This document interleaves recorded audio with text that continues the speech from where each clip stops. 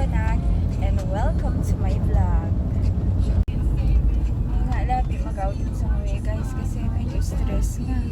Okay nga nang barangay ko katali. Oops. Makati fiesta ang ayako nadala kami lamang gawin. May dang i-mention na sini nag-invite nyo. Ang muna dang labas at magiro na yung video. Ang ayako to resort ay private. Kako nakaging sini makakuha. Kasi secret lang. Bulungat data inatang no makasta. Be kami dang magpapangya sana makarating kami to safe tangayaw.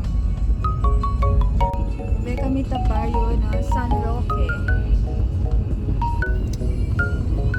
Yung tate ito nag-fiesta ko. Fugag na nayari ta medyo mazimpo. Welcome Tapulinao, Santo Tomas.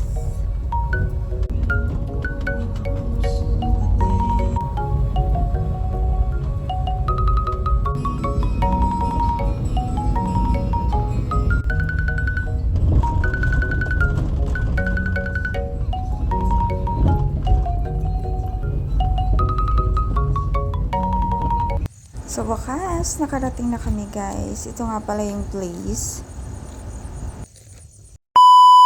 Wow! Kalagang pigat, tinapay no? Tinapay.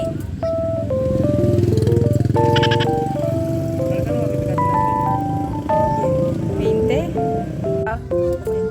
Mga nyari ito San Pablo. Wala ka rin. Pagpasin mo iba yun. Iba yun. Karo da angkal. May dang ya kakal.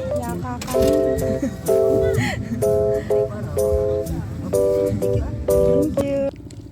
Hello guys, gusto ko lang itanong kung anong klaseng prutas ito kaya gulay kasi marami ako nakikita sa videos na nakakain daw ito. Ang tawag nga nila dyan ay pusa-pusa.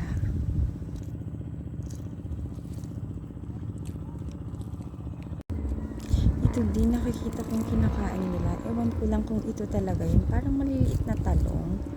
Ayan o. Ang dami sa gilid talaga.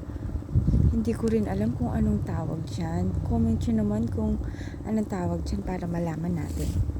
Kung edible bang kainin kasi napakarami yan sa amin. Don't forget to comment down guys.